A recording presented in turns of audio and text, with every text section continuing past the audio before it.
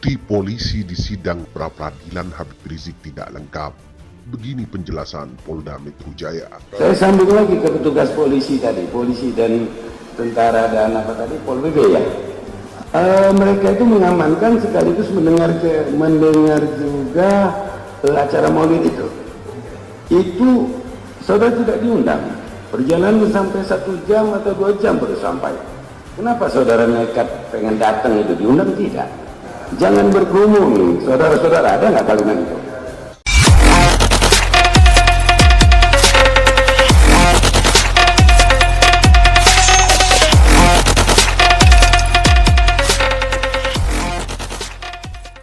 Bukti polisi di sidang pra-peradilan Habib Rizik tidak lengkap.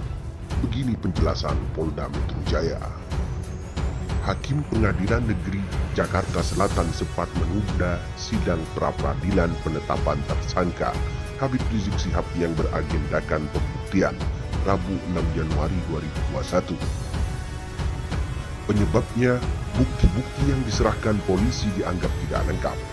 Namun, polisi menyebutkan kalau bukti-bukti itu sudah lengkap, hanya kurang rapi saja. Kabid Hukum Polda Metro Jaya, Kombes Pol Hengki mengatakan, sejatinya polisi tidak mempersoalkan tentang pra-peradilan yang diajukan Habib Rizik Syihab. Hanya saja harus sesuai dengan mekanisme yang ada. Artinya kan pra-peradilan itu keberatan dari pemohon dengan menyampaikan alasan yang ada. Tentunya kita sebagai termohon akan memberikan tanggapan juga atas apa yang sudah penyidik lakukan, ujarnya kepada wartawan Rabu 6 Januari 2021. Terkait penundaan sidang pra-peradilan lantaran bukti termohon dianggap tak lengkap, Hengki menyebut sejatinya bukan tidak lengkap. Semua bukti yang diserahkan ke hakim sudah sesuai, hanya kurang rapi dan harus diperbaiki kembali. Bukan dipending, tidak ada yang dipending. Maksudnya dipending itu karena ada juga yang harus dilengkapi, ada juga yang penemorannya dan lampiran perlu dirapikan lagi hukumnya. Namun dia tak merincikan bukti-bukti apa saja yang diserahkan termohon ke Hakim Pengadilan Negeri Jakarta Selatan. Dia hanya menyebutkan kalau bukti-buktinya itu banyak dan sudah masuk ke materi sehingga tak bisa dibeberkan.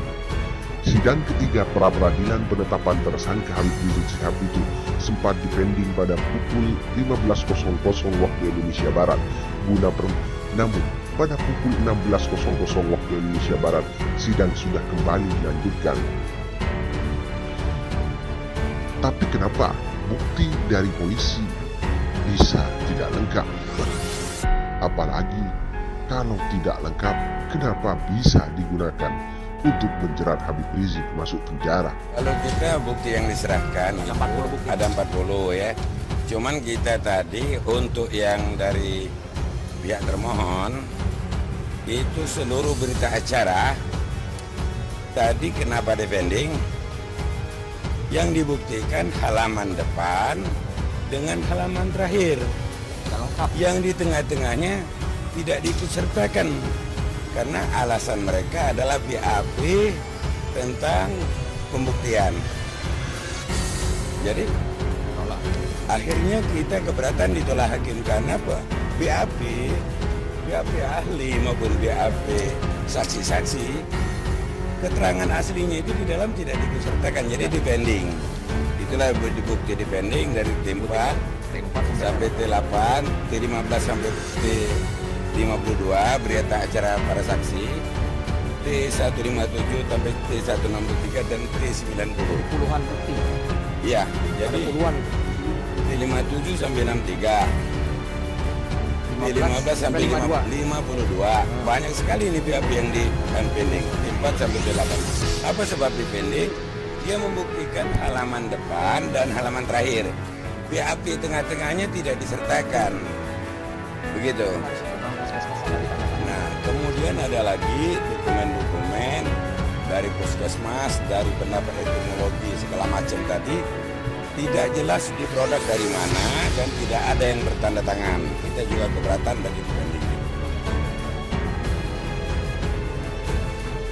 Dari termohon adalah BAP dari pemohon. Kalau dari pemohon buktinya ada daftar buktinya. kita kasihkan aja ini. 40 bukti dari kita, kasihkan aja kalian. Berarti sebelumnya Bang, sudah izin membuka acara pernikahan. Ada semua. Itulah daftarnya ya. 40 itu meliputi antara lain abang dulu ya. 40 itu meliputi yang paling penting, 1 surat pemberitahuan penetapan tersangka dari polisi Kejaksaan Tinggi. 2, kita buktikan adanya 2 surat perintah penyidikan dengan tanggal yang berbeda. 3, ada surat pemberitahuan hukuman administrasi kepada pihak FPI dan Habib Rizik tentang masalah berkerumun menghadiri acara Maulid Nabi yang memberikan denda 30 juta dan 20 juta, jadi total 50 juta. Ya. Jadi dengan itu berarti secara administrasi dia sudah dihukum, sudah dibayar. Makanya seseorang tidak boleh dihukum 2 kali dalam kasus yang sama. Begitu. Intinya itu. Apa? 2. Ada 2. Kita skor dulu untuk sehat Ya, dulu sebelum kita ngomongin skor tentang. dulu. Ya, silakan. Oke. Ya, Pak, ini ada tambahan ya teman-teman. Ya. Karena Habib Rizik ini, klien kami kan pemohon ini disangkakan pasal 160 ya Bang. Ya. 160 itu kan harus ada bukti material. Bukti material bahwa ada yang terhasut dan sudah melakukan tindak pidana. Tadi kami lihat sepanjang pembuktian ya Bang, ya. tidak ada bukti-bukti tersebut yang dilampirkan oleh termohon, baik termohon 1, termohon 2, termohon 3 gitu ya. Nah, untuk pasal 93 ini teman-teman supaya juga masyarakat paham ya. Kita buka nih undang-undang kekarantinaan kesehatan.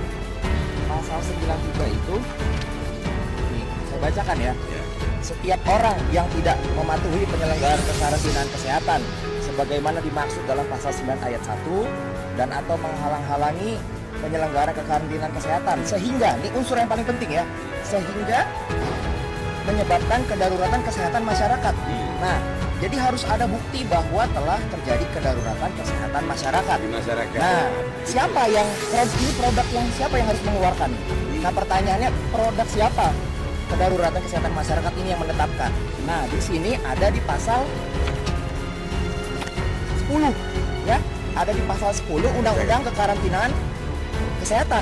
Coba saya bacakan ya. Pasal 10 ayat 1. Pemerintah pusat menetapkan ya dan mencabut kedaruratan kesehatan masyarakat. Pemerintah pusat. Ya, pemerintah pusat. Apakah ada? Ya, pemerintah pusat menetapkan kedaruratan kesehatan masyarakat Di yang jelas Petamburan. ya, yang jelas karena akibat dari kerumunan di Petamburan. Ada Iya. tidak? Nah, kan tidak ada. Nah, Iya. jadi mutlak buktinya harus ada ya. Jadi kami optimis sampai sekarang ya Bang. Iya. Mudah-mudahan Allah kabulkan ya, bukannya kami mendahului. Mudah-mudahan Allah kabulkan, ini peradilan kami diterima insyaallah. Ya. Amin.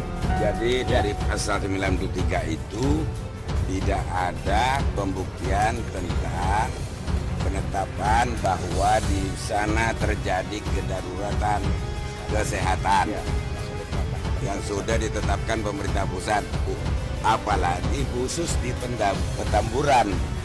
Ya. Nah, itu yang dimaksud. Khusus bukan umum ya. Ya khusus kan wilayah yang kita disangkakan di rumah Habib Rizik dan airport Bendahara, Bandara Soekarno-Hatta. Oke. Kemudian setelah kita lihat dari bukti yang diajukan oleh termohon, dari bukti 1 sampai dengan bukti 110 ini, dari bukti P1 dari termohon sampai bukti 110 bukti, tidak ada satupun bukti bahwa sudah ada orang yang dinyatakan tersangka atau difonis pidana karena terhasut oleh Habib Rizik. Tidak ada satupun tentang sangkaan pasal 160. Ya, tentang pasal 93 tadi seperti yang dijelaskan oleh teman kami tadi, bahwa tidak ada penetapan dari pemerintah bahwa di Petamburan darurat kesehatan. Apabila tidak ada itu pasal 93 tidak bisa disangkakan. Nah, tidak bisa disangkakan. Ternyata dalam bukti ini dari bukti P1 sampai 110 tidak ada penetapan itu. Nah,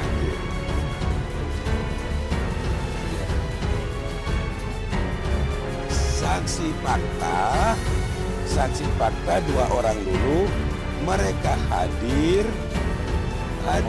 di acara Maulid Nabi dan hadir di acara pernikahan tanpa diundang, dan dialah yang ikut berkerumun. Jadi masyarakat itu sendiri yang ikut berkerumun, kita hadirkan jadi saksi. Maksudnya kan ini yang jadi masalah kan soal menurut versi dari penyidik dilarang berkerumun. Nah, orang berkerumun ini kita hadirkan jadi saksi. Apakah berkerumun itu atas perintah Habib Rizik atau bukan? Atau dia datang sendiri? Nah, faktanya nanti kita hadirkan bahwa dia datang sendiri berkerumun itu. Itu intinya. Tanpa diundang, oke?